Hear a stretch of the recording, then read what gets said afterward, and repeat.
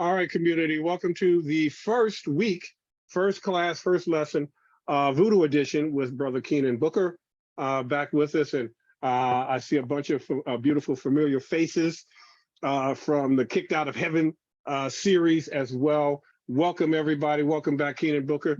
Make it rain, brother. Okay. All right. So I think I gave you screen sharing capabilities too. You should have. Yeah, I got him here. Let me see. Okay, here. cool. Okay, there it is. So are we looking at it, everybody? Does everybody see it? Yeah, we see it now. Okay. So this is interesting. So I know you heard me get a little vulgar with the Kicked Out of Heaven and whatnot, and lady this and lady that and all of that, right? So, and just to put it out here, the Encyclopedia on the Alchemy of Women is in publishing process right now. So that will be available here soon. I stumbled across this picture, and due to the way I trained myself with a lot of the paintings during the medieval times, I automatically knew what was going on here with the picture, with the cartoon. As a matter of fact, this is a drawing, not necessarily a painting. When you do drawings, and what's really interesting is when you get to the details of paintings and drawings from these time periods, we don't know what they were drawing with. So right, that has a lot to do with it. So, you know, not because you could put the spell in the ink or in the the canvas. There's so many different layers, different types of paint, different colors. Right. What type of wood you use for your frame? You Sure, know, sure. All of that. As Fascinating. Ebony wood only comes from Africa, and the reason why they use the term ebony is that is the magic wand against the Hollywood. You see, the Hollywood is a green wood. So there's different types of woods that reflect different colors, and also due to the region where they were at, they have a longer history with the wizards or the witch doctors of that region, which would be using them as so-called magic wands. Okay, the further you go back in history. So this painting right here, or this drawing rather, you could be looking at ashes from slave ships that were burnt down in order that was used as a lead.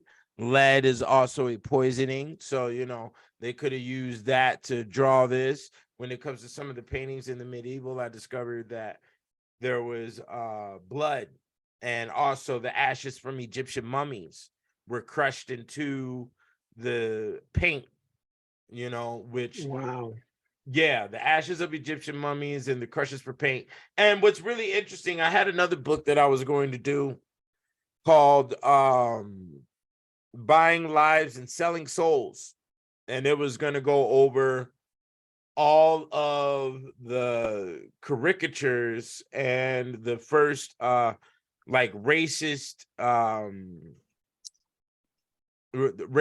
products that were being sold, and racist board games that were being sold, and also album covers from the 1800s and whatnot that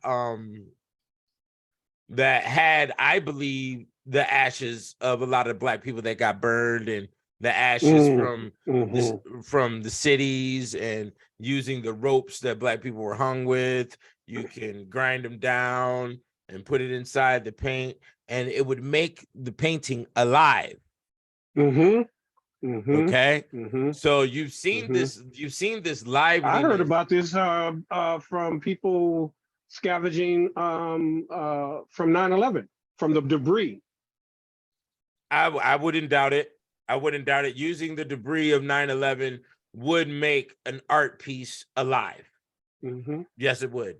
And that's because of the souls that were involved in the slaughter that occurred. Okay. Those people would be inside that artistry, you know. So, but to get down to this picture, I don't even remember what I was doing when I found it. Obviously, I was doing research on the book, and I came across this, And I knew instantly that we're looking at a combination lock. And one of the, these things are combination locks. When you're looking at a painting or something of that nature, and you have to find the specific numbers as a combination lock, and you have to go left, you have to go right, you have to go all the way around, you have to hear, boom, boom, boom, in order to So you got to decipher the code. Right, you have to decipher the code, and this is highly coded. And the first thing that tells you this is coded is Poseidon to your left, holding the British flag, and also the Mithra shell in the middle. There's also peacock feathers, as you see in the cherub right there. You also see monarch butterfly wings on the cherub above the Sable Venus. The fact that she's partly nude and she's not wearing the blanket, which is behind her, that she has in the shell. And then also the ostrich feathers, which are very interesting as well. As you know, I live in Las Vegas. A lot of the girls, the showgirls on the strip, they walk around with the ostrich feathers, right? So the ostrich feathers do have a large significance. That is a symbol of Ma'at. That is not put inside the book. That is something that I discovered later after I wrote the material. But let's go over what we're looking at here, because it gets kind of complex. Okay, so as it says at the bottom, the voyage of Sable Venus from Angola to the West Indies. Now, the first thing you want to do with these type of paintings to try to decipher what's going on is all the facial expressions. In the medieval times, they definitely mastered the art of the human facial expression, especially the eyes, and whether the eyes are looking at you, what they mean, because they want to capture each emotion that could be expressed for the situation. Okay, because like the Mona Lisa and how she follows you wherever you go. Right. Well, the fact of the matter is that you got to give respect to the 12 zodiac signs, right? So if we put 12 people in the room looking at the same painting, they're not going to have the same expression or the same read.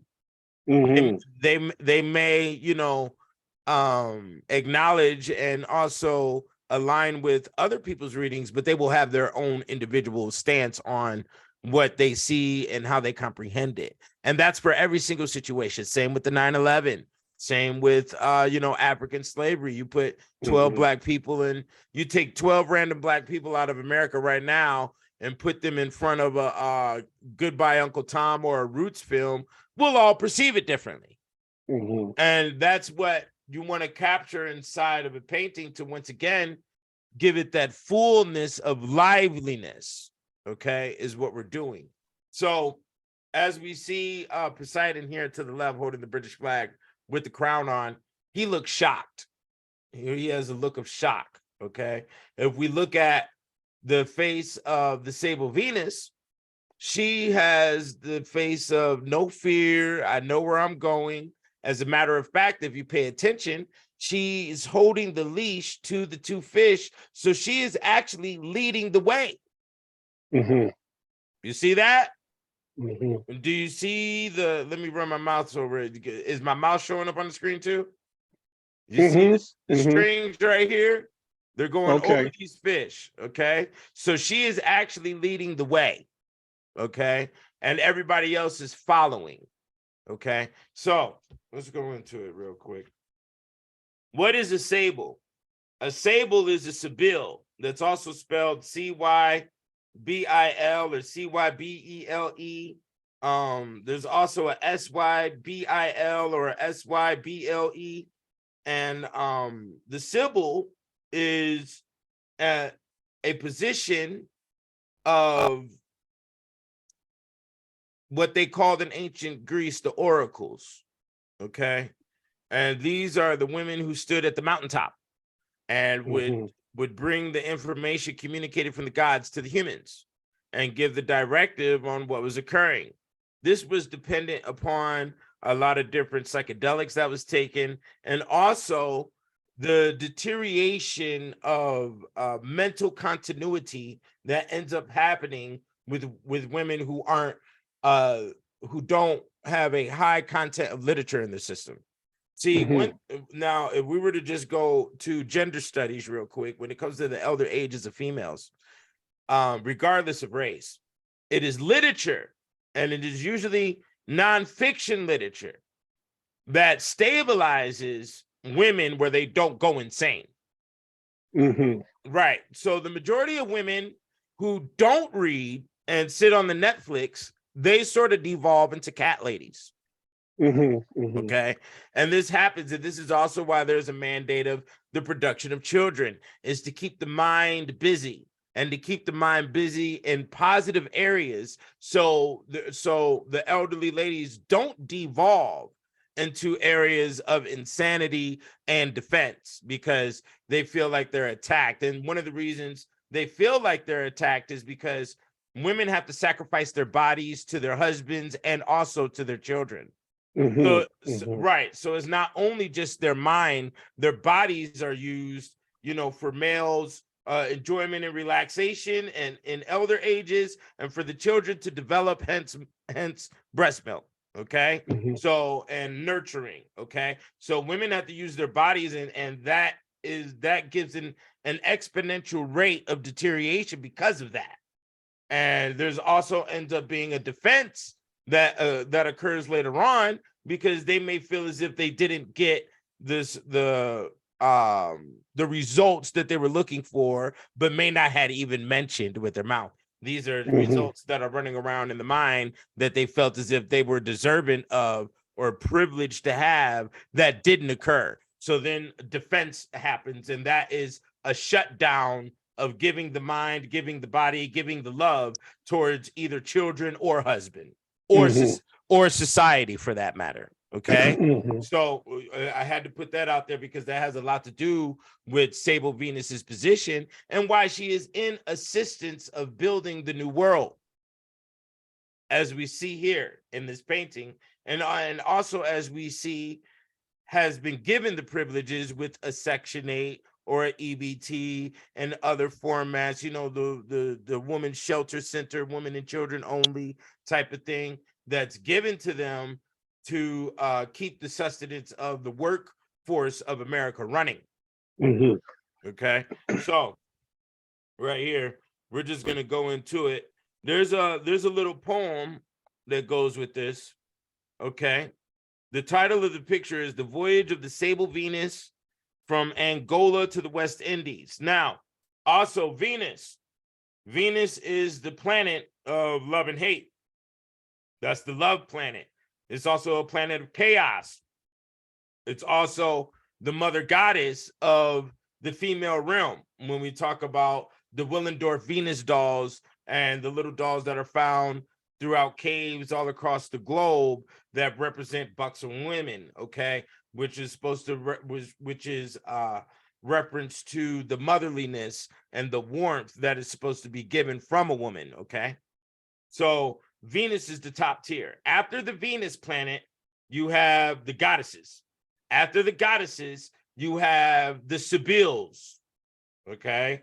After the Sibyls, you have the witches. After the witches, you have the sex workers. After the sex workers, you have the wives. That's how the system rolls all the way down, okay? And there's many reasonings for that, and I have that described here in the book as well. So, okay, let me see here. Here's a little poem that goes with this drawing. There's two of them. I'm gonna read the first one. In Florence, where she's seen, both just alike except the white. No difference, none at night. The beauteous dames between. Okay.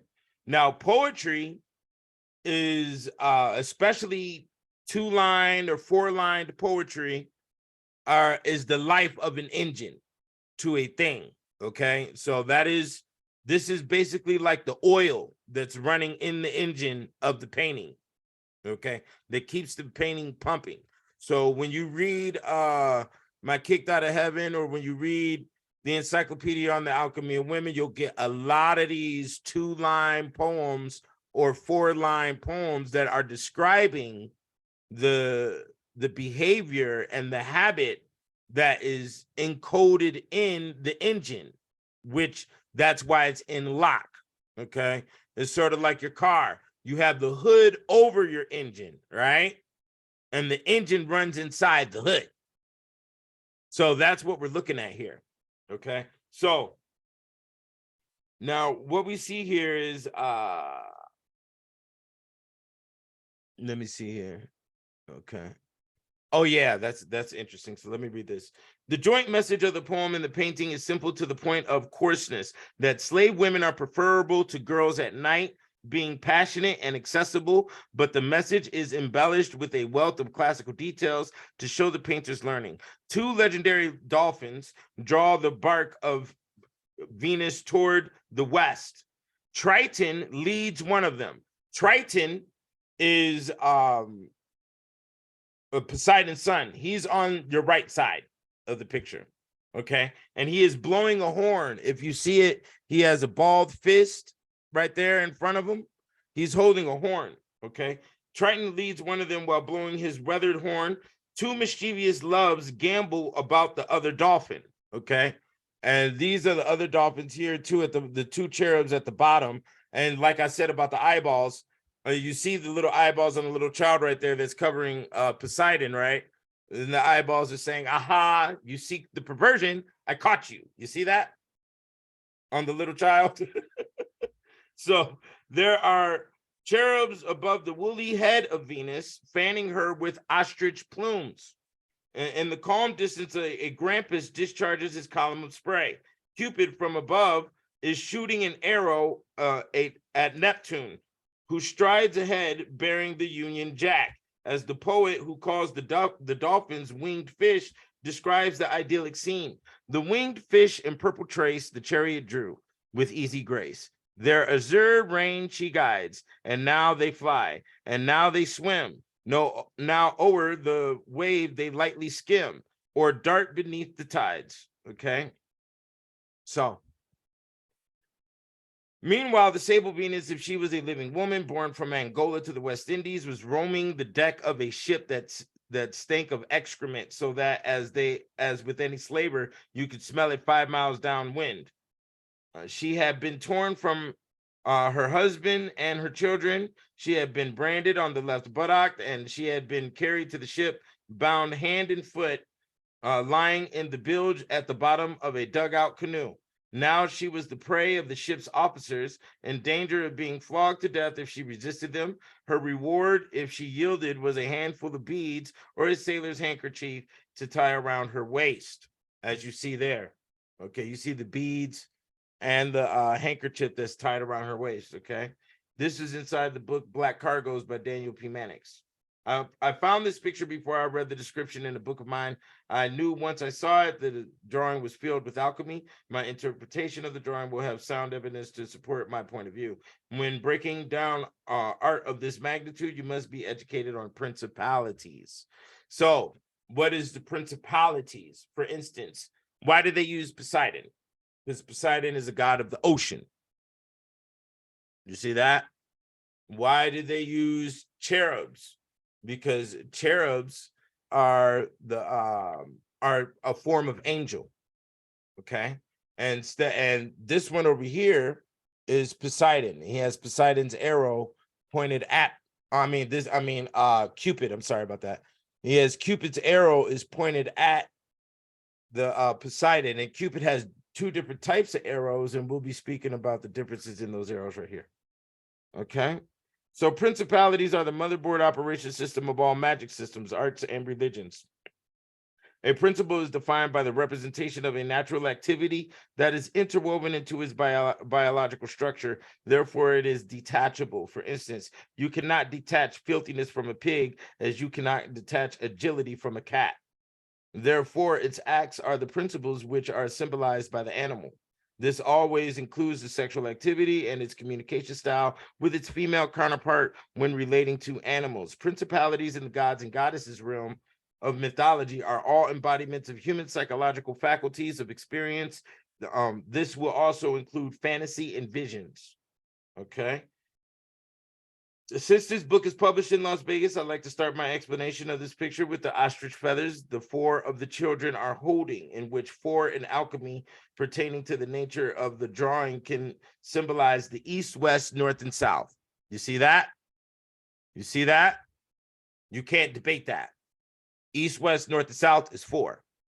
There's four cherubs up here holding the ostrich feathers, okay? And we're going to go into how the ostrich feathers have been sexualized, and we can also state that this is correlated to Sarah Bartman as well, and the sexualization of the Black female, since she's not wearing any clothing, and clothing is a rule of Western civilization. In African cultures and tribes, nudity was not sexualized. It was just a part of the being. Hence, lions don't wear clothes, or neither does the elephant. So we were in sync with the environment just by that alone. Okay. Now, it's very interesting when I say that, because I just discovered the walls of Benin actually stretch to about 10,000 miles. And when we look at the artifacts that come from Benin, they were heavily clothed. So being heavily clothed may also be a thing that is correlated with civilizations that are based upon industrialism and large workload, and that is for the protection of yourself. Hence, a architect or a person in construction wears steel-toed boots. Okay, a similar relation. Okay, so it is easy to assume this because of the square the children are standing in. Besides this, the ostrich has most of its breeds in Africa and are still living in the wild in this location. It is also a symbol of the Egyptian god Bes. His wife Beset is possibly the cat goddess. Now, Bes is the ugly face. Okay, that was the original. That is what we know today to be the troll, okay, or the gremlin, okay.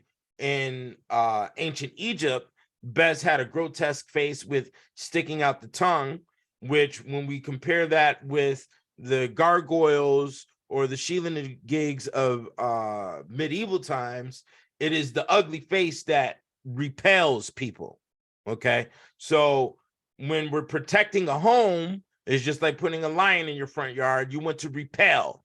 And that's what Bes stood for, was for the repelling. As Beset, which is the cat goddess, she also repelled by attacking rats. Okay. If you were known to have cats at your home, you didn't have rats at your home, basically. So the ostrich's feathers today symbolize sexuality in a tease flamboyancy form.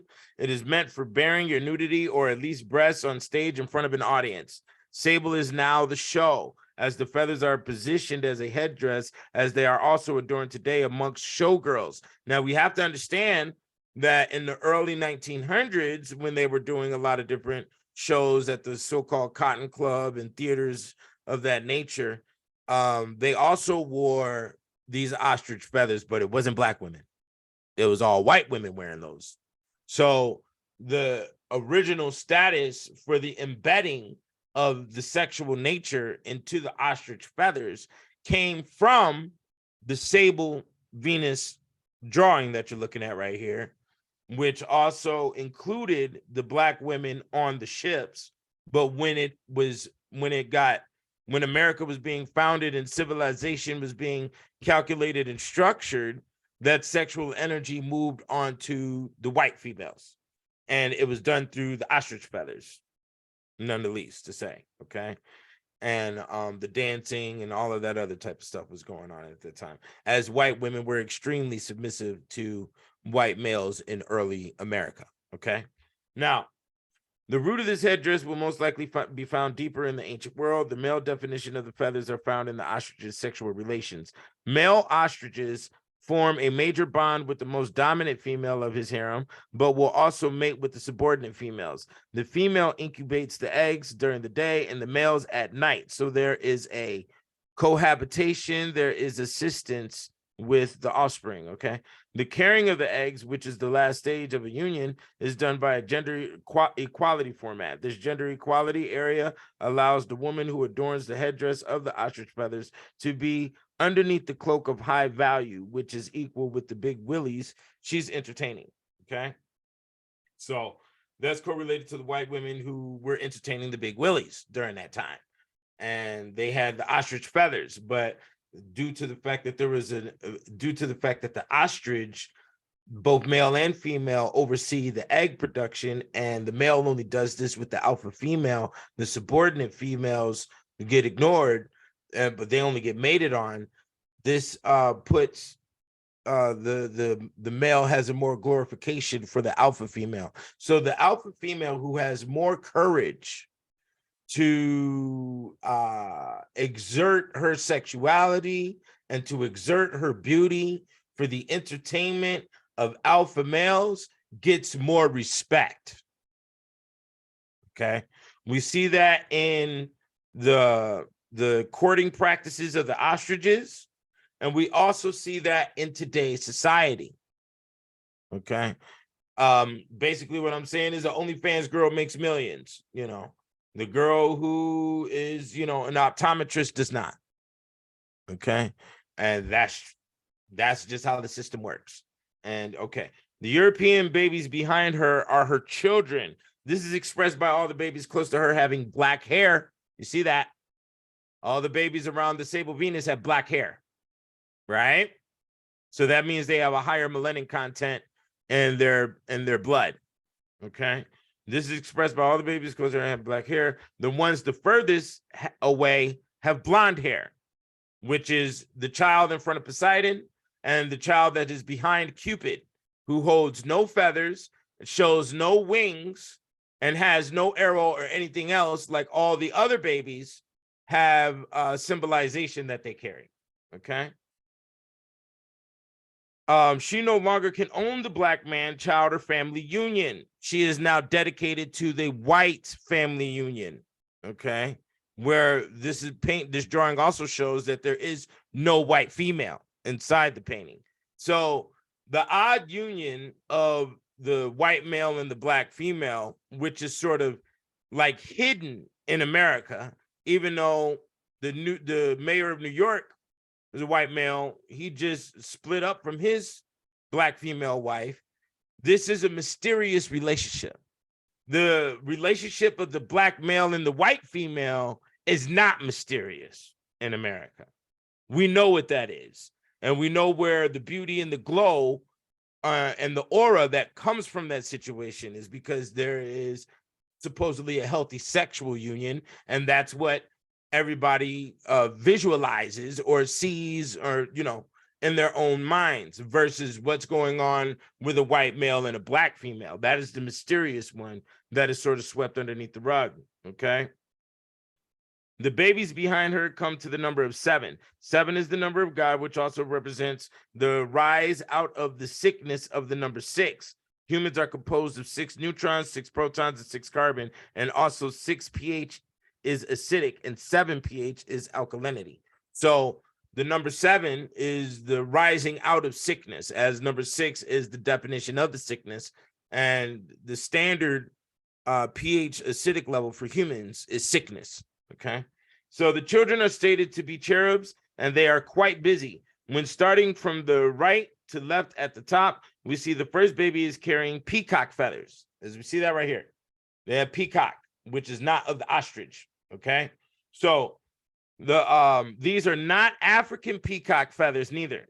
Okay, even though in ancient Egypt peacock feathers of the Indian kind were used as fans, they are Indian peacock feathers. This is permissive due to the fact that also Indians from India and other Asians populated Haiti as slaves as well. The Indian peacock feathers are found on the god Krishna and Lakshmi, the goddess of wealth and fortune. In the Hindu mythology system, in mythology, peacocks are also referred to as the galaxy, relating its feathers with the stars of the firmament. Now, to also go a little bit further, the peacock feathers are only shown during the courting practices when the male has to attract the female. So this is also exemplifying that the white male only has the true power right now through this voyage. After this voyage, the white male only has the true power to seduce a black female. That is also what that is stating. Okay. The next child that stands out is the one whose foot touches the peacock feather. Okay. This cherub has monarch butterfly wings on it, which is significant to the location of these butterflies. They are found in Africa, the West Indies, and America. Okay. They can travel in large distances. The butterfly is named after King William III of England, whose title at that time was also the Prince of Orange. So here we have the monarch butterfly, which is a representation of the entire voyage, because these butterflies are found in Africa, they're found in the islands, and they're also found in America. So there's the connection lineage, okay? And then also butterflies are of grace. They are in the witchcraft realm. A butterfly represents the holy side, the God side, the Jesus side of things. You know, the devil would kill a butterfly sometimes. That would be considered a sacrifice to the devil in witchcraft, okay? So the next child that stands out is one whose foot touches the peacock feather. Okay. Let me see here. All right. The Prince of Orange was a slave ship that is explained in the slave ship section. All other elements relative to the monarch butterfly is mentioned below. The child who is opposite of his position has a different set of wings, in which I could not find its relation. Right. The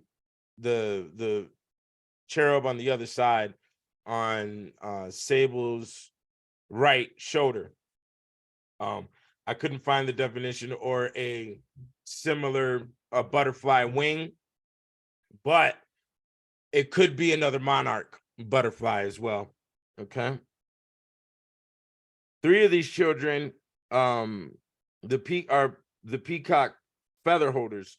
The child with the unknown wings and the child behind them have indirect facsimile halos around their heads. Okay. This is a symbolic of the Father, the Son, and the Holy Ghost. Okay. So you see the peacock holding baby has one feather stretched around its head, which is similar to the halo. And that is also the two that are holding the monarch, the two with the butterflies, with the monarch butterflies on their back. They have the circle that's going around their whole head, which is a symbol which could be a Christian symbol of the Father, the Son, and the Holy Ghost. Okay. Our next cherub is very important, as he is directly taking on the position of Cupid. He adorns the wings of the dove. Those are dove wings on the back of the Cupid that is upside down, facing the having the arrow pointed at Poseidon. Okay. Cupid uses 2 different types of arrows. The arrow with the golden sharp point infects a person with uncontrollable desire. The lead arrow with the rounded tip makes one have the desire to leave. He is aiming his arrow at Poseidon, who looks at Sable Venus in amazement and in fear. He keeps her at his left side for full view of her actions, all while keeping his trident, or the replacement thereof. Between them is the British flag. Okay, so the British flag that Poseidon is holding would originally be a trident, like trident gum. The trident that you find on the Barbados flag is directly linked to, that is Poseidon's pitchfork. Okay, so wherever you see the pitchfork, even in that old painting of the old man and the woman, that was another incarnation level of Poseidon right there. Okay. Now, the only cherub that is looking at the viewer is the one that is also covering Poseidon's loins. The artist knows how the human eyes move. The cherub's alive eyes cast guilt and perversion as they meet you. The effeminate boy has blonde hair, as does the child above the Poseidon that's close to him. This blondness that is also shown in Poseidon's swarthy beard is expressing the Aryan level of Europeans, the phenotype of man no other race can achieve. This child is a recycle of the Poseidon. The child on the other side of Cupid's dolphin, who has dark hair, he also has a higher concentration of melanin in his genetic makeup, is a recycle of the beta male on the other side of the dolphin. Okay, he is Triton, the son of Poseidon. Both the child and the beta male are holding the cords, assisting the excursion ahead. Even though these fish don't look like dolphins, in many different time periods between Greece and now, Cupid's stories have been depicted in paintings and statues. An exact portrait of the dolphins in this picture can be found in the painting Cupid Riding on a Dolphin from 1630 by Erasmus Quilinus II. Dolphins are also one of the Poseidon's symbols and his messengers. It is important for us to note that the beta male outside of the other dolphin is in front of all other images in the photo. With his right shoulder thrusting forward in a pulling motion, we can assume that he is working in observation of the position of the beta male as a worker and also deeper in the water than all other beings in the picture. Okay. It gives us room to believe he represents the slavers, the traders, the captains of ships. Triton's body is half fish. His position is waist deep. His involvement is stronger. His hands are on the situation. These titles transferred into today's as CEOs, general district, regional managers, and the like. As it is the Sable Venus's husband and children who work the menial levels at the bottom, the beta male is also in a lookout position in a sense of security. Is this from guilt of theft to protect his purchased stolen goods? Does he hear someone coming? Okay, now when I said that right there, is this from guilt of theft to protect his purchased stolen goods? Does he hear someone coming? That is the paranoia that was described in the McLeod syndrome in volume 2. That the white male's mind deteriorates into after the ages of 40, 50 years old, when they've made their millions and they've cracked so many necks walking up the ladder of success, okay? And they have so many bones underneath their throne, you see. They build a paranoia on who's coming to get their riches, you know. The rich always are in fear of the poor eating them alive, basically, right? So, yes, he hears the blowhole of the sperm whale. That's a sperm whale in the back that Triton is looking at. You see that in the back? There's water coming up in the air. There's a sperm whale in the water. Okay, look closely at the picture and you will see in the background there's a whale emanating water. This whale symbolizes the black man in the distance who isn't allowed to live in the aerial world that all other parties are partaking in. He is left behind to make great noise in his lack of understanding of what is occurring. The sperm whale gives no assistance in parental guidance with offspring after mating season. He is large and black and powerless, basically. He doesn't understand the insane complexity of the world, but his blood and body will be the concrete of it. Another important metaphysic is the fact that the blubber from the sperm whale is an important ingredient in many different cosmetics and makeups. This is talking about the ambergris. The ambergris that comes from sperm whales are used in a lot of different makeups for women. So the black male is always considered as a source of beauty for females, okay, of all races, and they have been trained this through television. You know, you got little Asian, little white girls, little Mexican girls looking at your Mike Tyson and Michael Jordan. They're growing up watching the 50 Cents and all of that, so their brains are already being overloaded with black male as the image of power and dominance and sex. Okay, so that's what they're being taught. Okay. Now, let me see here. Last but not least, we pay attention to the Sable Venus when considering the list I provided on the chronological processing of the female's power structure over time. We see Venus as first, as it represents the planet of our solar system and the powers that it influences on humans. This is both negative and positive. I went over the word Sable. The gods and the humans were separating and intermediary positions that started evolving. The planet Venus is a part of the galactical chaos that governs the thought patterns of the world relative to love, and also feminine power is what it represents. Okay. The attitude that is expressed in her face is reminiscent of what was said of the times. Africans looked down on other Africans as she's looking down on everything that's around her except for the babies that are behind her. Okay. In this picture, she pays attention to nothing but the string that is in her hand for proper guidance of Cupid's dolphins. While all men fall victim to their biological vice and awe at her natural beauty, she pays them no mind. Everybody else in the painting is active and involved. She has singled herself out by attention, ensuring her safety in the best way she knows how in a strange land, all while being in the nude. The panties that she is wearing is not an attire of African tribes, which leads one to think she was violated in the European way. She does not attempt to cover herself with the sheet she stands on. This brings further support to her attitude of pride in seduction and sexuality, in which tribal attire or intellect did not include shameful covering or clothing designed to survive colder temperatures. Okay. And there we have it. All right, let me see here. You know, it's absolutely fascinating how much code is in this one painting. Right, and it's just nuts, man. It's insane. Like, it's just the definition of the sperm whale not nurturing its young, and it's like that's just crazy, man. Yeah, and Wow. unfortunately, I forgot about the god Mithras or Mithra that represents the shell. The shell is also in that painting. I might have to redo this book because there has been a lot of information that has come forth. But just note that for those here, you purchase it. That's the only part that's missing is the Mithra shell. I was going through so much at the time, so you know.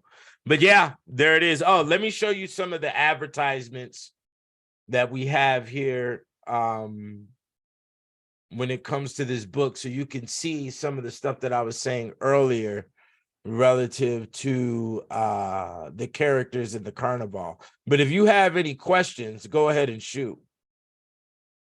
You see that? You see that right there? Do you see that? You have to reshare your screen. Oh, okay.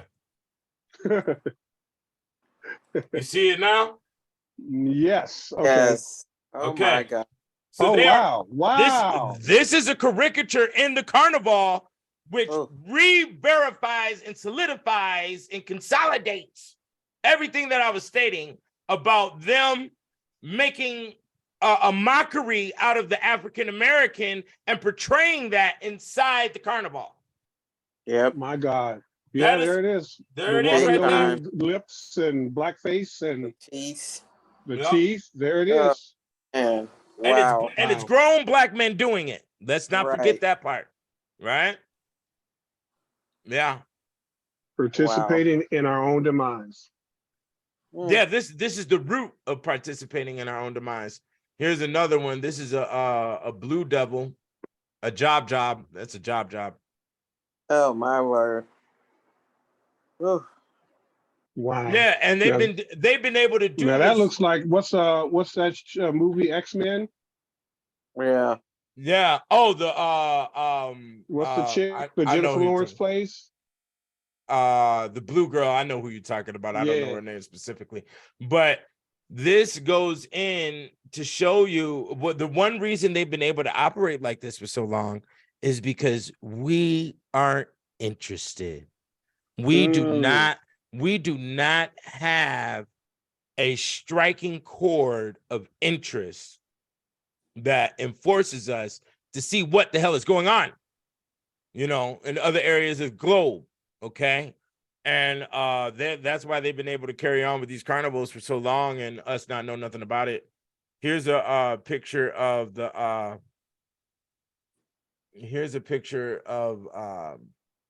Sambo's grave. And you see right there, that one rock right here has a ship on it. So these rocks are actually put here by little kindergarten kids and kids in school in Lancashire, England, that visit this grave site to put these rocks there. It's part of their whole what do they call it, field trip.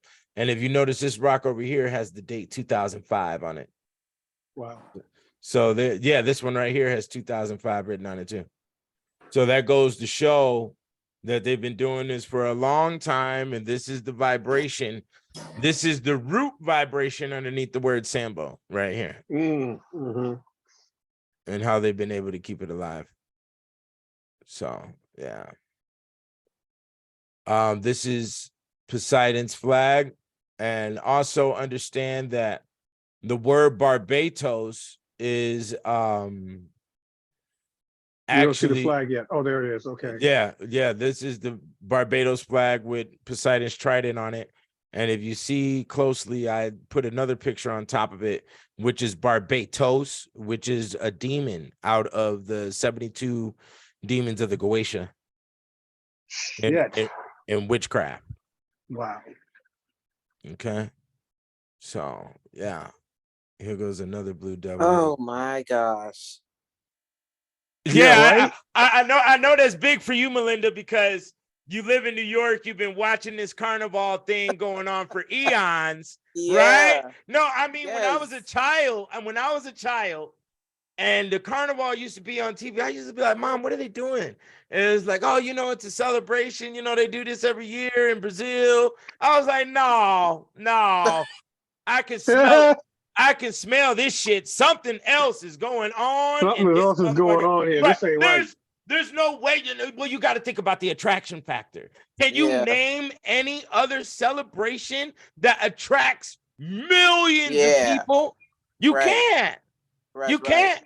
Christmas doesn't bring millions of people to No. one location. No. Halloween doesn't do it. You know, what are Right. we talking about here? You know? Yeah. So, yeah. Here goes a picture of one of the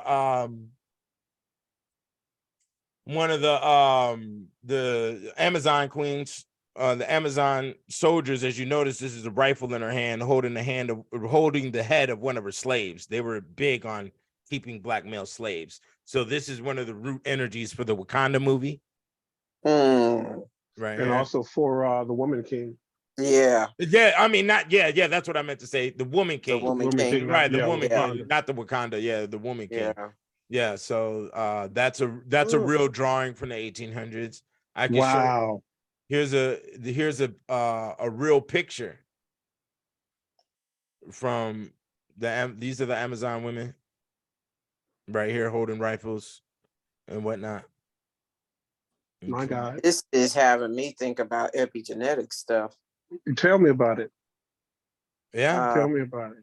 it's in us. This is here's a picture of a lot of the human engineering that was going on and how they classified Sambos, mulattoes, and things of that nature. This is one of the drawings from the original book right here, classifying the different human engineering projects.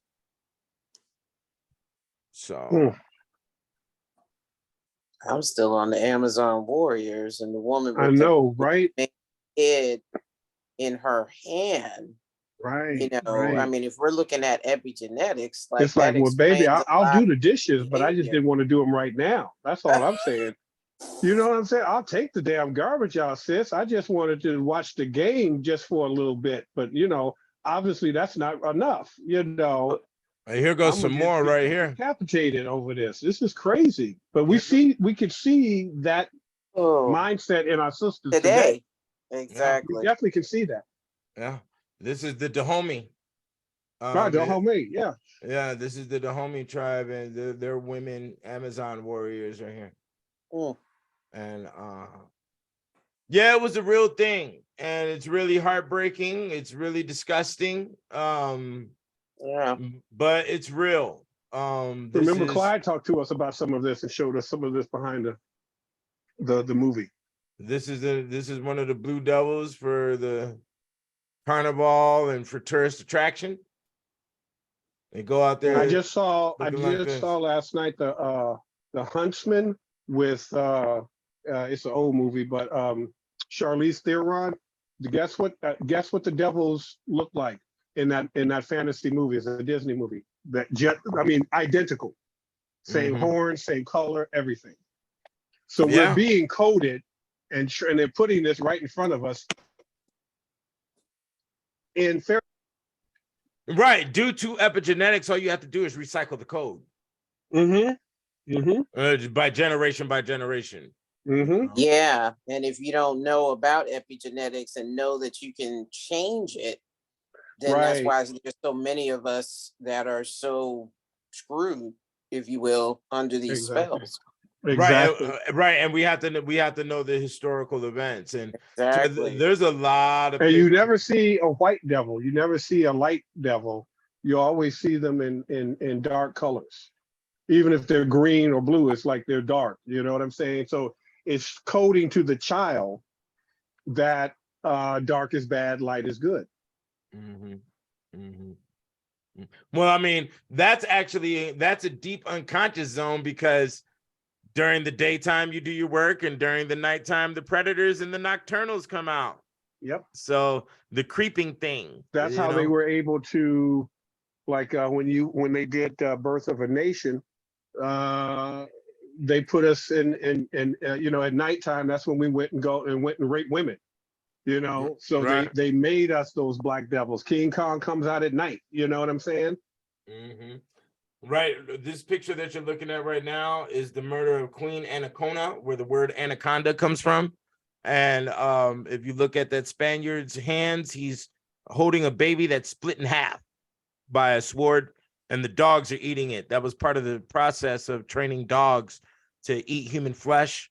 And these dogs were used in order to take over the Inca and the Mayan empires. And those dogs were called amigos. Wow. How you like that shit? Wow. Yeah, bro. I'm telling you, this shit is some serious shit. That's what I was saying. And then you That's see nice. Anaconda, you see she has a child that's also hung with her. If a woman had a child, they would hang the child with the woman by tying the child to the same rope. And then this is a bishop that's there, during the situation. So yeah, there's a lot of crazy paintings that bring us into the reality of what was going on during these times. Let me cut this sharing. Oh yeah, stop share right here. Okay, we're back on to me. Okay. So yeah. Yes, that is what happened. Do we have any questions? Do we have anything? No, I'm just still in awe. Well, You know me. Yeah, well, come on, Melinda. No, I need something. You got to tell me something about the Sable Venus drawing and the way I broke that down. What are you? Well, Stephanie and Ralph, y'all come out. This is, I think, your first time being. I know Ralph for sure. This is his first time being exposed to this information. I believe. I don't know if you did anything with Kicked Out of Heaven with us. I know Stephanie has. I But did. Ralph, what are your thoughts? Actually, I did the other seminar with Keenan. Can you hear me? Yeah, we can hear you, brother. Yeah. Okay, good. Oh, Good. okay. Yeah, I have a question about when you were talking about the Blue Devil. It reminded me of the song that's called "Devil with the Blue Dress On." You remember that song? I Is do. that BB King? And the Correct me movie. if I'm wrong. Is that BB King, the original jazz song? Who did the original jazz song? Was that No, let me look it up real quick. actually, it was a Motown song. Oh, okay. Mickey Stevens wrote it. Okay. And I was just wondering if that had any significance with the with what you were talking about with the Blue Devils. Yeah, it does. It does have a significance. Duke University uses the symbol of the Blue Devil as well. The Boys in Blue, the police, they have also incarnated the energy and the activities of the Blue Devil. Anything that's in reference of Blue Devil in Western society is directly linked to the medieval Blue Devils, which is a caricature or some type of character entity that shows up when you are withdrawing from generational alcoholism. So they got in touch with whatever that being was, or whatever that entity is. And there's a long poem that incarnates this entity into what we call the Boys in Blue, the police. So little songs like Devil in the Blue Dress or the sustenance of the Blue Devils for Duke University. I think there's also another university that uses the Blue Devil symbol. That's the spirituality that's based there. It's all in relation, Also, the Smurfs are another form of Blue Devil, So, yeah. And all of these are male.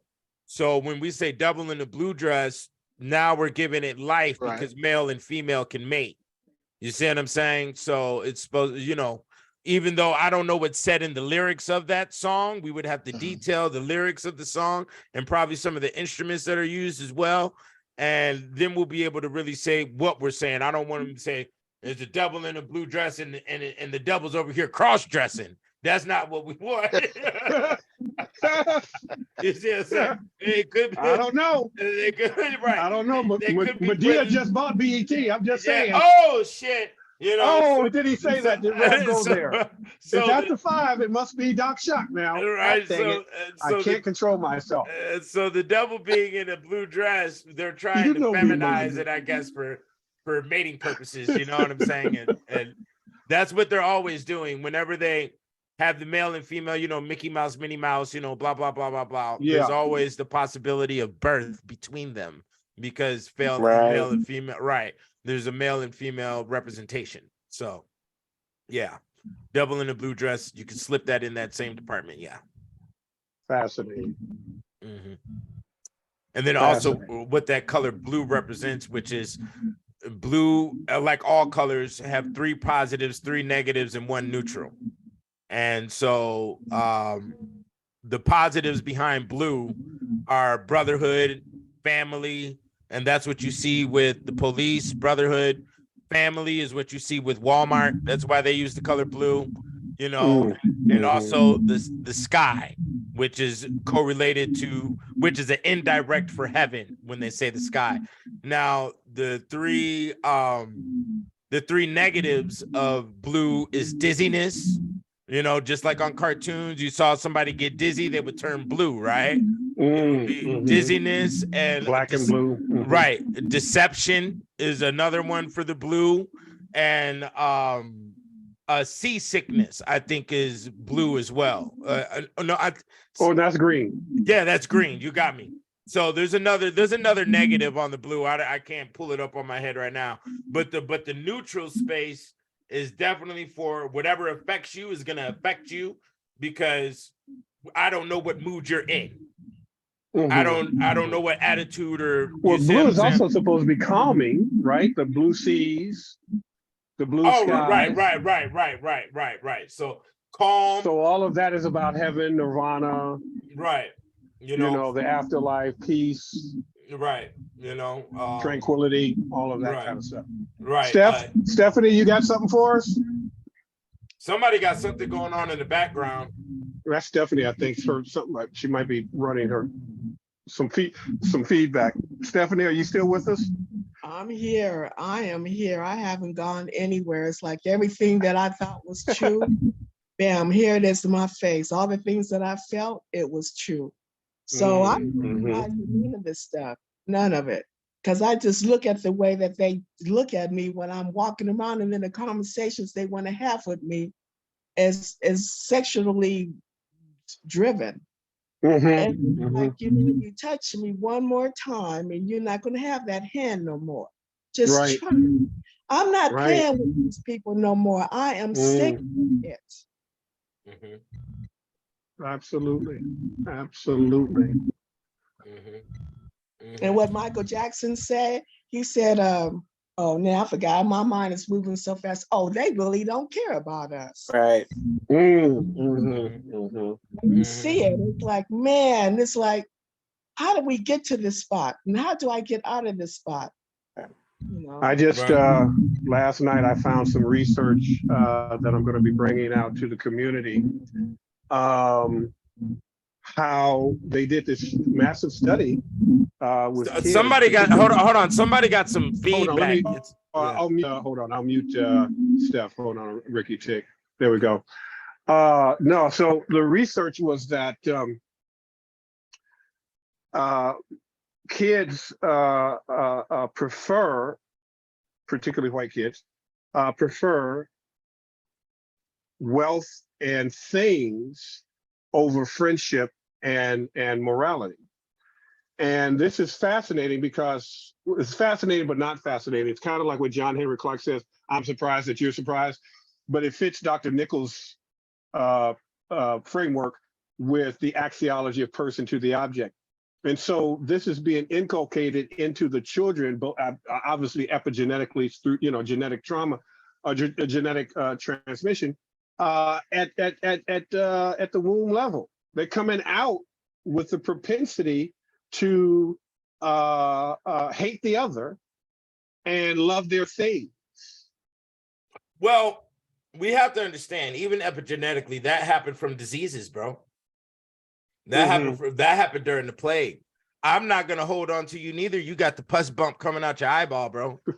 I'm not gonna hold your hand. What are you talking about? Stupid. I'm not You're so wrong. You got the You're lizard wrong. skin over here. You know what I'm saying? Right. I'm not finna do none of that. You gonna keep your ass on the other side. Your ass, like Richard Pryor said, don't look like you gonna make it. I no, understand what you're saying. Yeah, that's evidence. So that's why I love that Kicked Out of Heaven, is because it really lets us know that their responses to things actually wasn't their fault.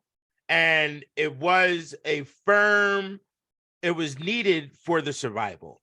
So for me to survive in the hospital with all of you, diseased ailments, I got to have on the outbreak suit, my nigga. I got to be laminated up in here. We're going to have the tube and the gas tank. We're going to have some mass separation. We're going to have some separation going on. Yeah, it ain't going to be no lovey-wubbity. But even though, and then that's where the saints fell in. The saints fell in, I have faith in the God and the all-being justice of earth. I will drink the pus of the bum on the street. I will wash the feet of the poor. Woo! Like, it's extremes on both ends of the side that, guess what? You do not find in our history chronologically nowhere. Okay? Now, when the plague occurred, it did affect Morocco and some North African areas. But as we see with the slave ships, that was West Africa, Central Africa, and some areas of South Africa, because, which we'll get into this when we go into the slave ship section. Some of these tribes traveled in and caught, random people out in the woods or out on a canoe, and they would take them over and bring them to the coast. So, and sometimes they had to walk hundreds and hundreds of miles for days at a time to get to the coast.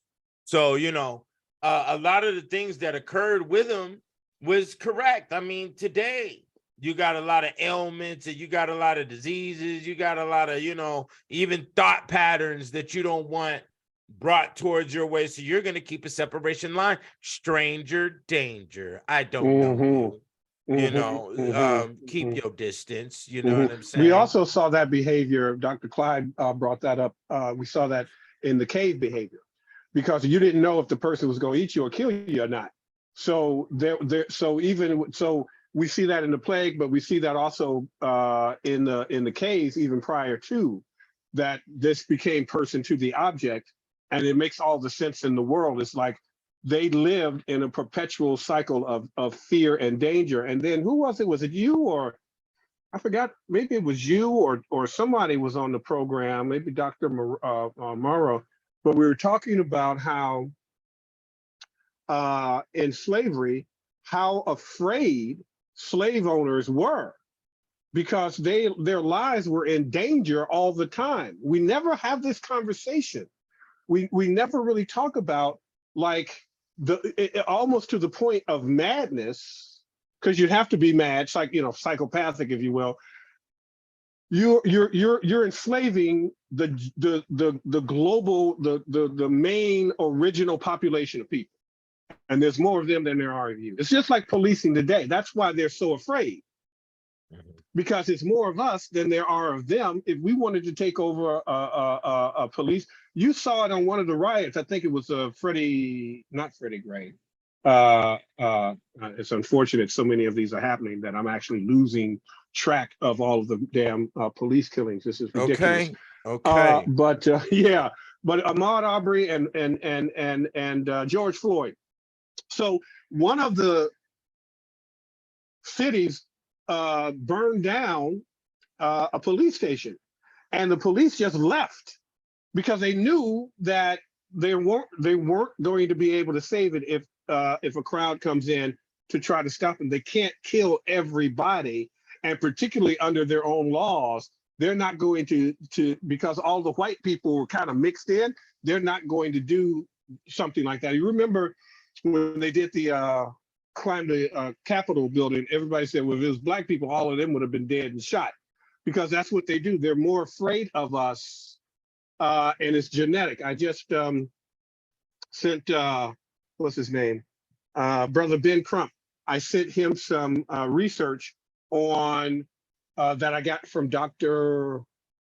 Howard C. Stevenson on, I guess a study was done where they found out that white people, when they see a black person, particularly a dark-skinned black person, it triggers the same response of seeing a spider or a snake. So that's new study. So this, now we can go back to come forward. We can do the causal effect. We can see it, that this is not a group that's going to change, family. We have to change. We have to wake up in this situation. They have no incentive to do so. Well, yeah, that's because they have provided convenience. They have provided the industrialism that everybody on the planet operates off of and has to at this current point in order to survive, in order to thrive. It is convenience. So due to that fact, they have made themselves leader by invention. And once we start getting scientific, which we're far behind, you know, like I was watching a Foghorn Leghorn cartoon this morning. I say. Oh yeah, that was my dude, right? So yeah, me too. So he said, you know, he said, let me go over here to this chicken's house. I need a lady in my life. And the chicken is like, yeah, well, why don't you go raise my boy? You know, see what you like with my boy. The boy was over there reading a book. The cover of the book said Splitting the Fourth Dimension. Brother, they were on those sciences back then. You understand? That's the point. We're so far behind when it comes to, we shouldn't be doing nothing but reading, the whole entire race right now. And that's why, yeah, that's why I had to explain to this Yale professor, that's why I wrote Kicked Out of Heaven the way I did. I tried to take every subject from A to Z, but I also let you know that these subjects have hundreds of books behind them. So we need to be drafting the hundreds of books. I did my due diligence on getting to the point, taking it from A to Z, providing the example on what we're looking at, and we need to now go it's ahead. our job to build upon that. Yeah, we have to elaborate. And there's tons and tons and tons and tons and tons of subjects to elaborate on. But before we go, I definitely need to hear somebody talk about the Sable Venus picture. I ain't heard nobody say nothing yet. Ain't nobody says. Ain't nobody say nothing yet. I need was about something. to. Okay, I'm come gonna on, let Melinda Melinda. do. I'm gonna let I Reverend need Melinda that. do Come on, Melinda. that. I mean, there's just, I think the main thing, You went quiet. You went mute. can you hear me now? Yeah, we got you. Yeah, we can hear you now. Okay. And You went mute again.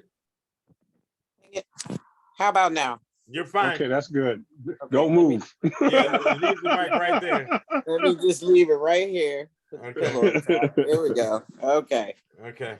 All right. So so it was all very eye-opening for me, especially when you were likening that to the carnival, you know, just going back to that. But as far as the picture, it's interesting because I was wondering when I looked at it, I said, there's a you can see the water from a whale coming up. You know what I mean? And it was Right like in the background, far right. behind. You went out. You went out. Stop. You went out. Dang it. Okay. Okay, hold on. there you go. All right. We're back. Okay. You can hear me now? Yeah, I got you. Mhm. Sorry. I don't know what's going on with this stupid iPad. But anyway, what I was saying was that I was surprised, how not surprised, but I was just like, wow.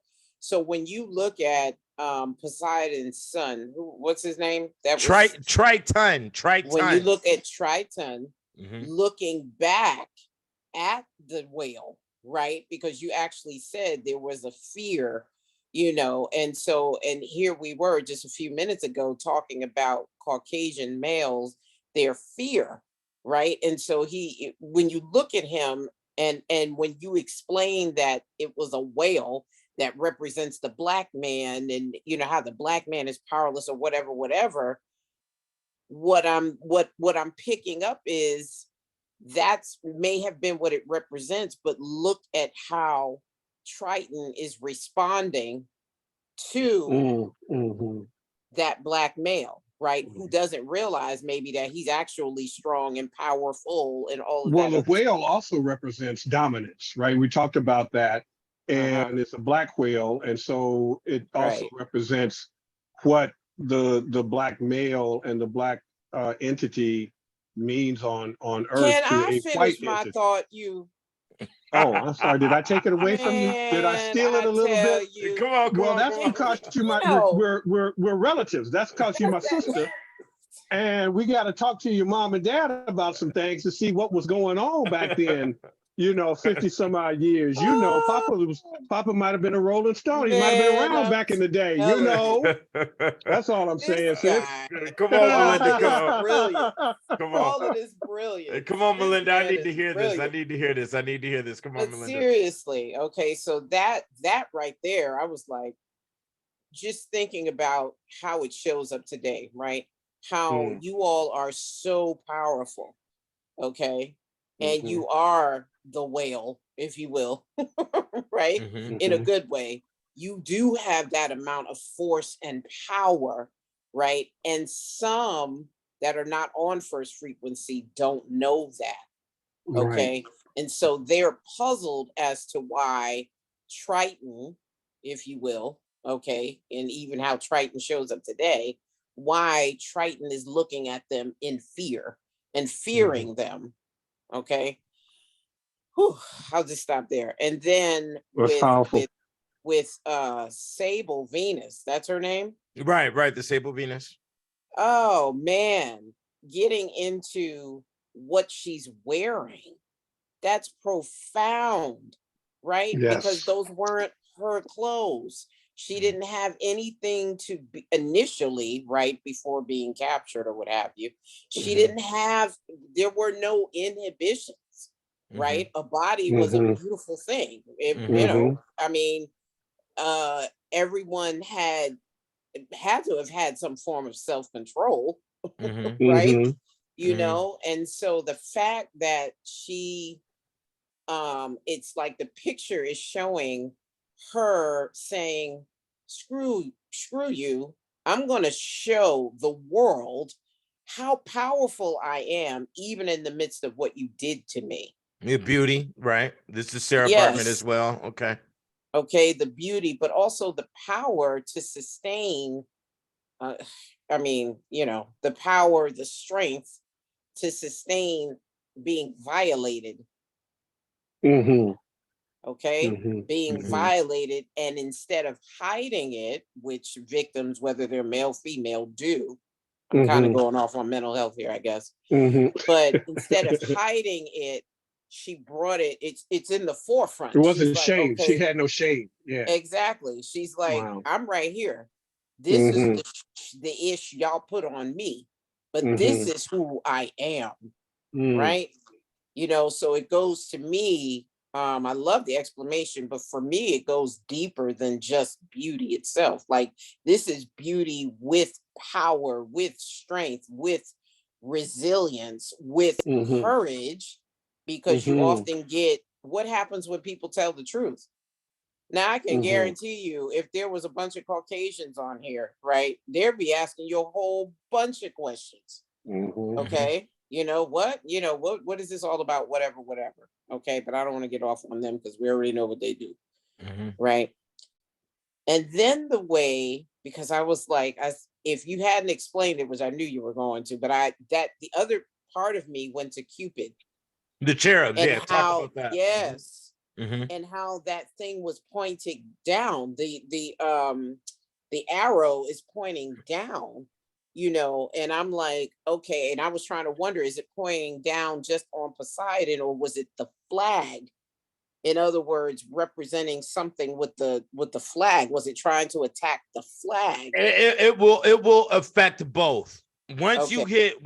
hit Poseidon, who's holding the flag, Yeah. it's the whole system that goes into it, and the fear. And I mean, you see, like I said in the book, you see in awe, and you see an excitement, and you see a fear on Poseidon's face of not knowing what's going to happen in the future with the Black woman leading the way. Does he have full control over the Black woman? Can he maintain a full control? And this arrow, which is going to embed the love and desire of your Lena Horns, of your Dorothy Dandridges, of your Etta James, and so on and so forth.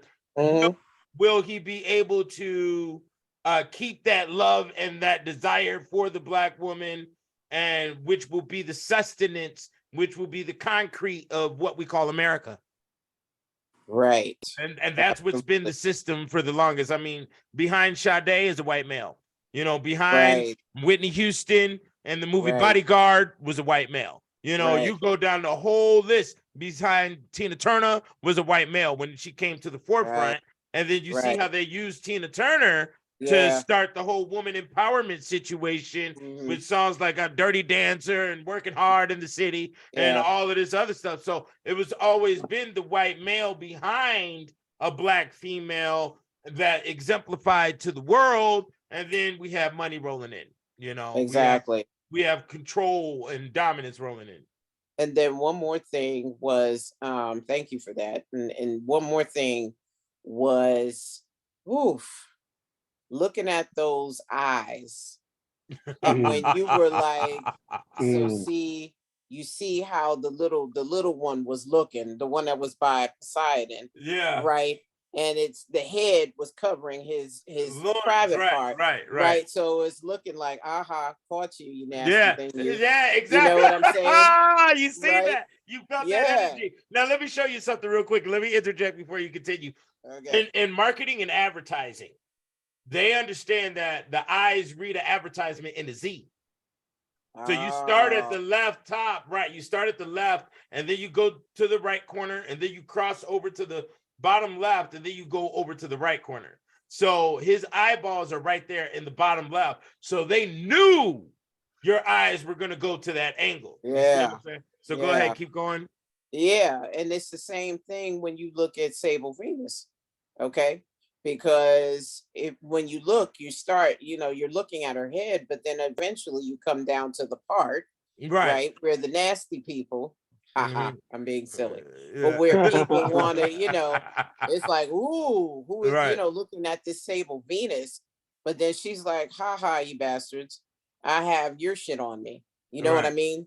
So it's almost like, I wonder if she's like, I'm exposing you because you're going to want to look at something down there, right? And I'm showing you how you violated me. Right. Well, and I'm glad you said that word again, violated. So when we look at statues of African culture, and we first have to go down to the fetishes, the fetish dolls. They have the breast protruding on the fetish dolls, don't they? Right. Yeah. They show large buttocks on the fetish dolls because that is what they are witnessing in the culture.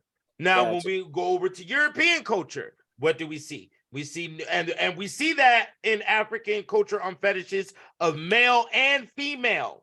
Right. As we go down to ancient Egypt, there's many gods, which one of the main gods is M-I-N in the word mineral or in the word vitamin.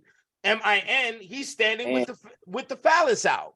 Okay. Oh, yeah, ain't taking no more vitamins. No. Well, vital. Go get that Geritol, girl. Go get that one a day. Vital is vitality as well, to have I vitality. got you. Right. And a woman is going to want a strong man protecting her. And Sure. vitality is how that is read. And women read that vitality off of sexual prowess. Okay. So when we look at European statues, they also glorify nudity. Okay. Right. Or what we call nudity, with the breast out, blase, blah, coochie, but you know, all the parts are out. You know, I don't want to get a vulgar, quote unquote, here. So, you know, so that's what is seen. That's what we exemplify as the production of life. Now, the differences is culturally that in Africa, we had a marriage process. We also had a polygamy was the majority rule in the tribal situation. It Now, was. right. So this would take care of a lot of social ills. Okay. Now, in European history, going all the way down to Greece, they did have polygamy type of situations on a minor. And then they also had a mentality, which is shown in Greek mythology, that they expected their men to take what they wanted.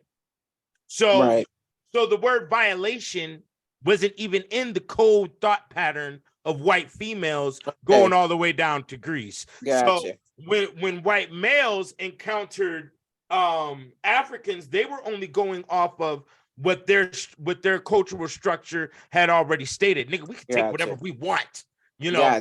And what, you know, and in reality, when you understand what protection, what defense is, what war is, that's the type of mentality you want in your men. Is your men to take whatever they want. You understand? And that's why our stuff is in their museums, and we don't have museums of their stuff in it. Okay? Because they take what they want, right? Because that's the law of nature, and that's what they operate off of in the law of nature. So violation is really only a thing that we consider as part in African culture. We look at it as violation. Right. In their culture, they don't look at it as violation. They look at it as the law of nature. I take what I'm going to person to the object. Yeah. Right. Exactly. Right. So, going back to, so it makes sense that I would interpret it that way. So that's good. That's good for me to know. That's right. You know, and then we also have and you have to understand, with every element, there's a positive and there's a negative. Okay. So we may look at it as a violation and all of that. It is the production of love, and God is never wrong. So even when it comes to orphan children or children who are birthed through those forced situations, it's still a child of God, right? Is what we and I mean, we can't put that, because it's like there's a lot of behaviors, whether you're religious or not, that we put on God that God has nothing to do with. Right. You know, and that's one of it's the anthropomorphication of God, right? Or where we put these human characteristics, these flawed human characteristics, and blame God for it. All it was God's will. Right. Right. We've developed a complex social system, but at root element, we are still all animal. So I don't agree with that. well, here's the relation. Here's the relation. No, I don't agree with that. Here's the relation. You defecate, you drink water, you eat. I got that, but we also have okay, and this is where it separates, okay, because people talk about nature and all of that kind of thing, but that's why there are laws in place, right? So that you just don't go taking things from folks, right? I mean, that's what all of us are, not all of us, but that's what indigenous people, you know, Black, Native Americans, or whatever, anyone that has been, like I said, violated, okay, you don't just go taking people's stuff. That's not well, if we look at the activity of infants, that's not civil. That's something that has to be taught to us. Because if you look at the activity of infants, they will do that to each other. Infants will take toys, right? An infant will put down their toy and walk over here and take another toy. Right. And that's why there are That's why there are developmental stages. Right. That's why some of those kids get footicus up the assicus, as I got. Yeah, no, you have to. Yeah. You have to. From the parent. Humans So are that's not all I got. naturally born good. We're not naturally born. No, right. we're not. We're not. We're definitely not. So, Yeah, but as far as like we're still animals and that's true, I don't believe in that. No, what I'm saying is on a biological physiology level. Okay. We are still maintain some of the same characteristics animals do. Animals court, Right. we court. Okay. I see what you're Animals, saying. animals eat with their Yeah. mouth. We eat with our mouth. Right. Even though we use our hands, only monkeys can use their hands. Right. Dogs and cats have to stick their face right into the food. So Right. there's a difference. Well, you got some people that do that too. Yeah, they No got shit, dog. right. The dogs are evolving, Yeah. okay, and they're gonna start. Especially if eating that with hot forks. water cornbread is really good. God damn it. I'm just saying, I don't need a fork with that. I'm just saying. So Come on now, Melinda. we have.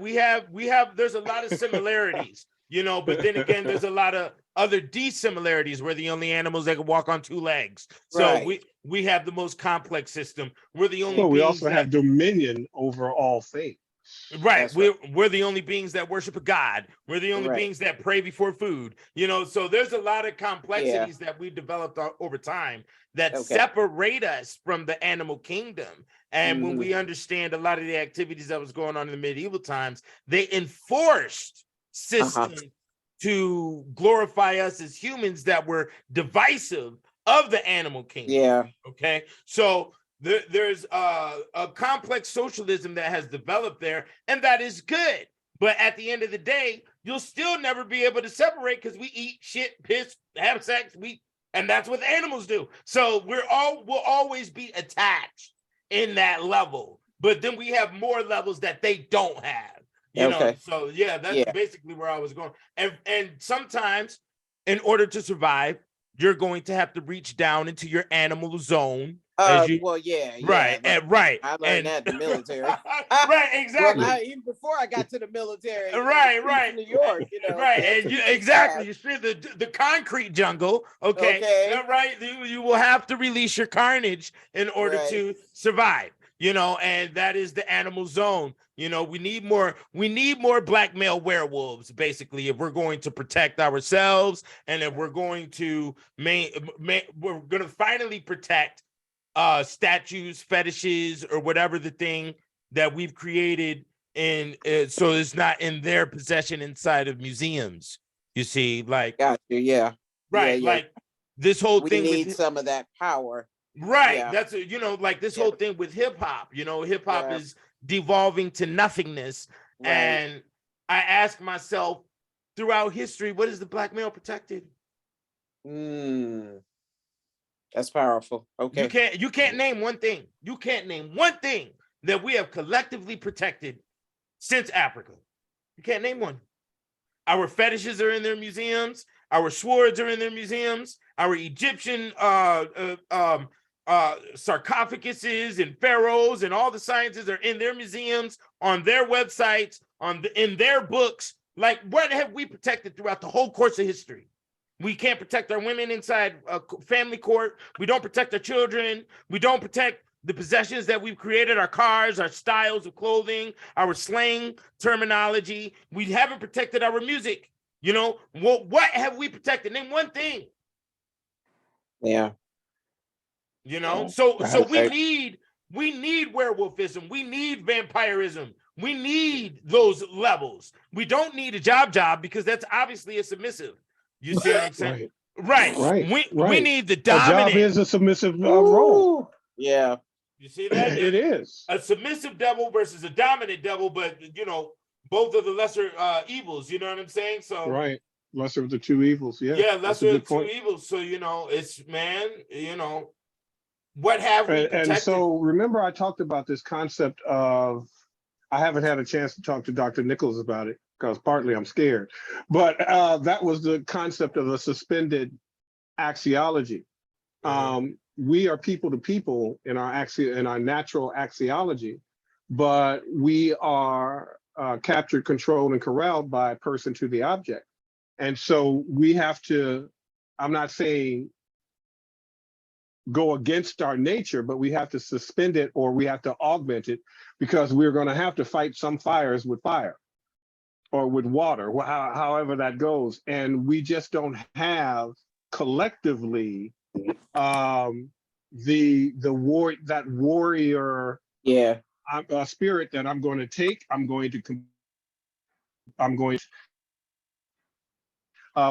we just don't have that because we're too busy sitting up, talking in bars, trying to listen to trap music, chasing tail, Yeah. and buffoonery in entertainment and in our behavior. Who the hell would respect you? Like, we have a difficult time respecting some of our lower frequency brothers and sisters Yeah. in the way they act. Now, again, nothing's wrong with if something happened to them, but damn, at some point, Right. we have to say, okay, like I think Dr. Mara and a few others will talk about, we got to take ownership and say, okay, Yeah. how am I now complicit Right. You know, in my own demise within this system? Yeah. well, Right? Because at some point and this is a hard rub that I'm going to say, but sometimes you deserve what the fuck you get. no, this is it. This is, that's science, cause and effect, Cause and effect, And when we look at it, I was thinking about this the other day, and why this hardcore matrix layer of social engineering landed on us since 2000 and up. Look at the black males that were coming out of the woodworks in the 90s. So you had Shaquille O'Neal, you had Michael Jordan, you had Mike Tyson, you had Tupac, you had some ferocious beasts coming out. Small. They had to get rid of them. Right. Yeah, They had to get rid of them. They had to Mm-hmm. neutralize that. And within that neutralizing, but see, this is what they understood. From the depression of not being able to revolutionize the world during the 60s, and then the heroin and the crack came in, and the development of gangs came in. That's powerful what you're speaking. Right. Once that depression settled in, there was sort of a silence that mirrored the same silence of the great grandmothers and fathers that came directly out of slavery. They didn't want to talk about a failure. Okay. So without them being able to talk about the failure to their children, they just shut up overall, and they didn't study the system of taxes, banking. I wasn't even taught how to change a tire on a car. Right. So we weren't being prepared for society, and with that lack of preparation of society, subconsciously we shut off our parents. So with us shutting off our parents, and also shutting off our quote unquote home training that we received, we accepted the fact that, because my generation got hoodwinked underneath the gangsterism that was being socially engineered during the 90s. Right. So once we got hoodwinked into that, and a lot of people caught charges, a lot of girls got pregnant, we just, subconsciously said, hey, well, the white man is going to teach us how to live in white society through TV and movies. So we'll just sit on our ass and watch this shit, and whatever they're telling us to do, we'll just fall into sync with that, because our parents didn't tell us a goddamn thing. So because our parents didn't tell us shit, we write off all the bullshit they was talking about, because Jesus ain't came back yet. Oh. And you sure did have us up in here memorizing Easter plays and doing all this shit with white gloves in the pews and all this shit up in church. Right. And Jesus ain't did nothing, ain't no mothership up in here. Goddamn thing. Right. So it cut. So the kids lost that respect of the parent. Right. Not only the respect, but everything that we were trained, home training. Right. Yeah. Threw the baby out with the bathwater is the statement. You know what I'm saying? Right. Yeah. And then also laziness kicked in with the provision of convenience, which the main convenience is fast food. And now these little niggas is walking around here look like they ain't never seen a bowl of grits.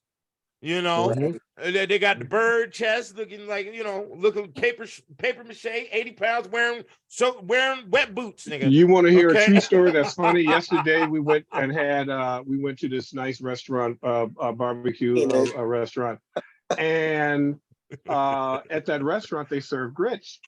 Right. And the waiter was white piece of, and tatted up and everything. So one of those. Yeah, one of those. And it was hilarious because the clientele there, he asked me, he said, have you ever heard of grits? He's look, I'm a black, Did you he's ask trying to a tell me, Negro? he's asking me, he's trying to tell me and explain what grits are. No, nigga. No, do you know where I come from? But wait a minute, this speaks, I know, right? This is some bullshit, right?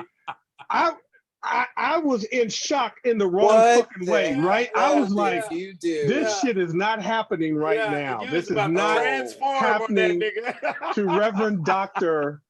I'm like, you don't know me, dude. I will commit a crime. I'll catch a case up in here. Yeah. So My what bone marrow is made of grits, nigga. Have you bro, come on now. What type of grits do you want? Do you want them with sugar? Do you want them with cheese? Do you want them with a little jalapeno? What type of grits do you want, my dude? Okay, we can go down the line of different types of grits. Yeah, all you right? don't know this, yeah. Right, Okay. you don't know nothing about this. And Yeah. it was hilarious because it shows the disconnect because he had to do that. Mhm. Because some of these people come out, some of us go in there, we don't know what the hell grits are. It's like, what is that? We've lost a significant part of our culture. Right. And so they just respond to it and say, okay, these are dumb Negroes. I have to educate these dumb black people on what grits is. He's like, are you from, where are you from? Where are you? I'm like, well, I'm from Chicago. He's like, well, my people were from the South, Louisiana, and we grew up on grits. And I'm like, really? Tell me more. I was intrigued as shit. Yeah, and see, I damn near turned on my camera and recorder. I swear to God. I like what you just did right there because that's what I represent.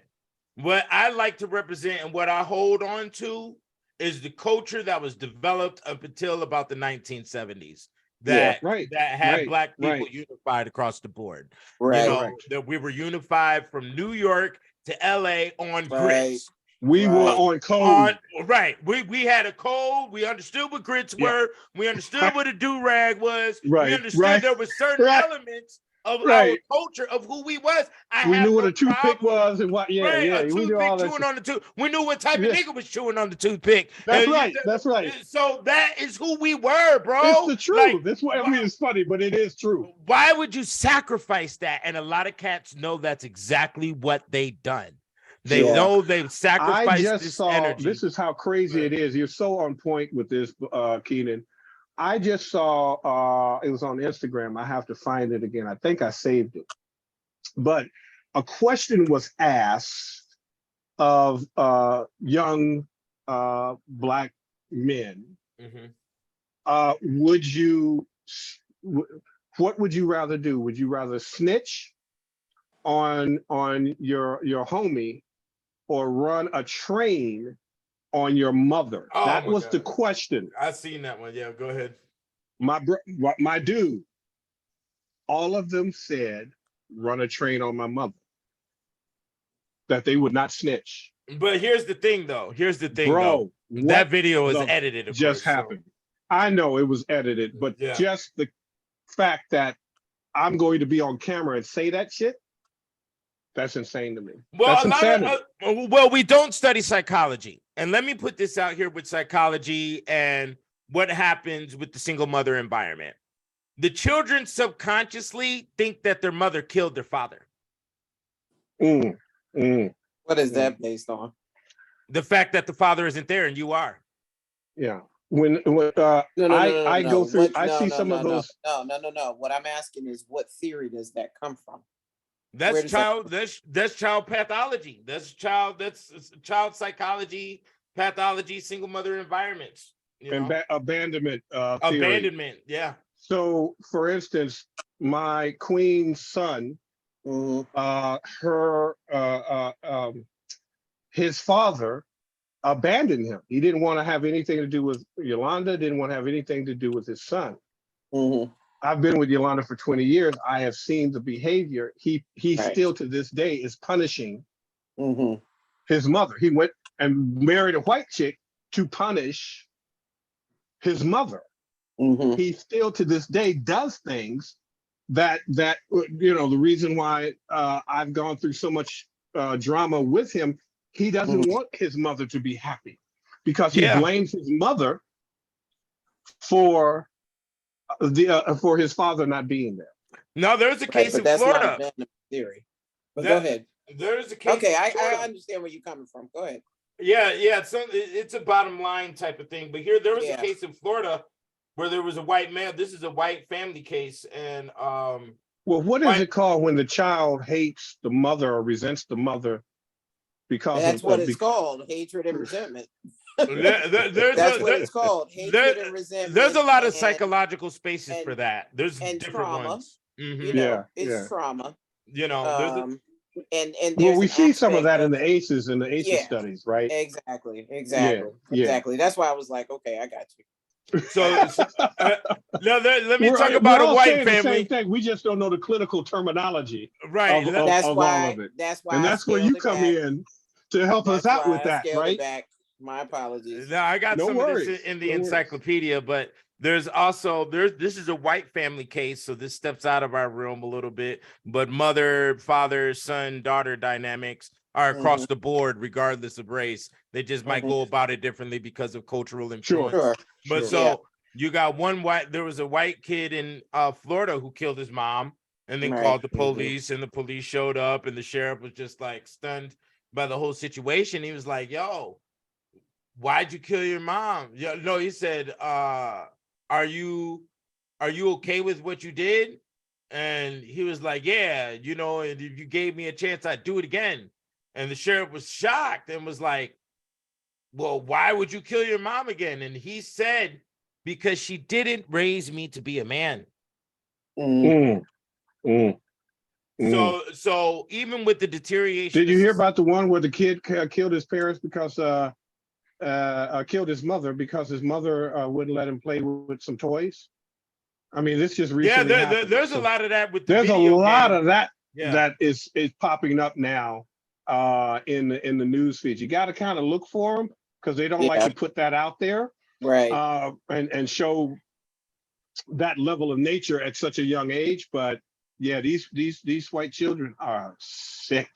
Yeah, and I mean, you know, They are sick and sicker than they've ever been, which is why the goes- suicide rate is so high. Yeah.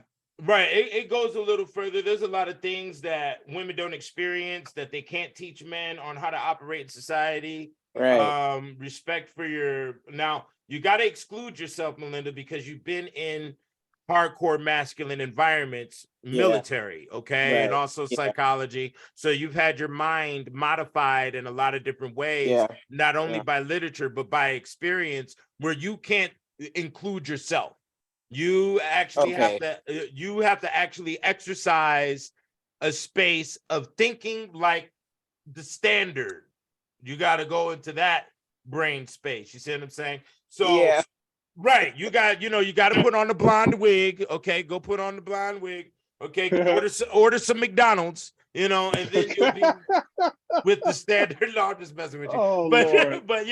but you know, some of these spaces include respecting authority, respecting a boss, desiring your check, saving from your check, how to save with your check, you know, how to spend your check on a lady, you know, in certain areas, you know, and how much you need to budget for that type of expense, what to look for in response from a female in the courting process, you know, the enforcement of courting. These are things that a mother can't teach her son.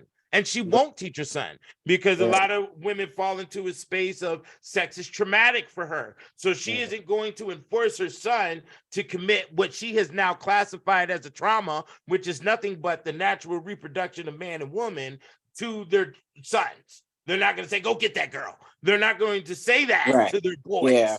You see what I'm saying? And therefore, you have inhibited the process of the mature development of a male. A male needs to be doing that stuff at around 12 to 15. And what do we tell our children here in America?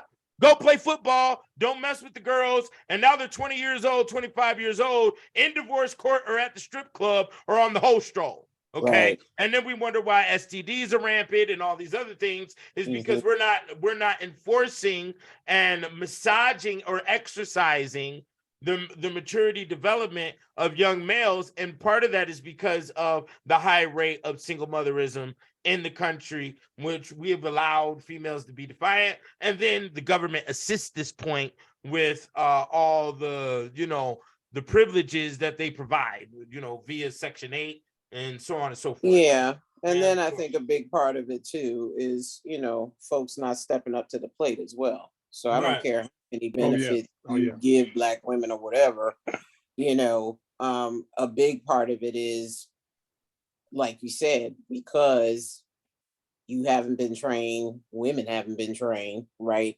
And so unbeknownst to us and all this trauma stuff that we're all just, you know, delving into, right?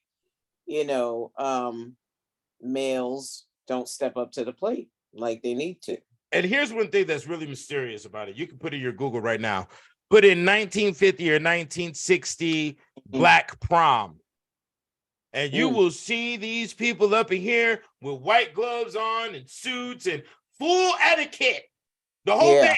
They got on dresses down to their ankles. Yeah. They're on their knees with each other. There's all types of these pictures everywhere. Yeah. And I say, okay, well, how come they didn't pass that down to the next Right. generation? They wanted to revolutionize the world while the US American government is dropping atom bombs on Hiroshima. Now you got to really think about where your brain is at. You think you finna fight the white man, they dropping atom bombs on other countries. What is wrong with you?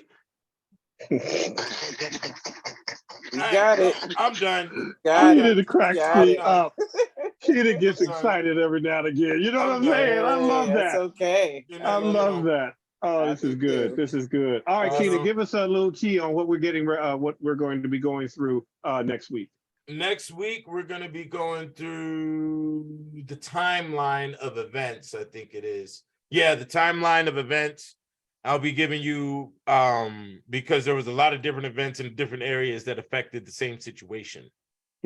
So I'm going to be showing you a long timeline starting at where we're at here. Okay. 1492. Okay. And we're going to be going all the way to, what's the last one here? 1872. We're going to be talking about different acts that were What's in the place. pages? What's the pages? Give us the pages. We can kind of review and look This at that is and have that ready for next week. page 34 to 41. Okay. Okay. 7 pages, ironically, huh? So, yeah, we're going to be going through a lot of what certain popes did, certain queens did, certain wars that went on, you know, and just the whole process of how things started getting built from the Caribbean situation and everything pertaining with the slave ships and so on and so forth. Also, revolts, revolutions that went on, abolition acts, everything, you know.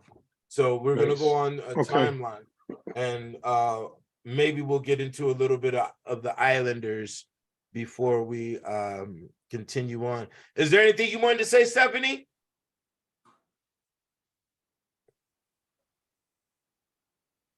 Yeah. Okay. Can we hear you? Yeah, the crack cocaine era. Black was selling old Black men crack who all strung out. I said, Your mic, you're in the matrix, darling. Yeah, it's garbled. Yeah, you might have to refresh the screen or something. And thank you for the certificate of authenticity on your wall. I appreciate that. Oh, you said? I don't know what to do. Is it bad? No, it's still the you're same. still in and out. It's garbled. Y'all feel me. We feel you. You can send us an email. We'll however you want to do it. We got you, Steph. We got you. All right, family. So let's give thanks. Let's give onks to Amma and the ancestors for bringing us together yet again with this amazing scholar, Keenan Booker. The beauty of this is that we are making known the unknown. We are making visible the invisible. And this is how you get your power back. And I so appreciate this work that Brother Keenan has put together and that we were able to meld together and bring this to the community. And so the ancestors are smiling right now. And in that smile, we simply say, I am one with first frequency. I am one with first frequency. First frequency. I am one with the first thought idea. I am one with I the am first one thought with the idea. first thought idea. I am one with the I am one with the only one. I am one with the only one. Only one. Ashe, Ashe. and so it is. And so it is. All right, family. All right. Until Thank we you. meet next week, until we meet again, take care, everybody. I'll get the Thank replay out to you. you All within 24 to 48 hours. Yeah, your books will Okay. be shipped out tomorrow. So Phenomenal. Peace and love, everyone. all right. Peace and love, Ralph. Peace. See you soon. All Hotep right. fam. Peace and love. All right. Hotep.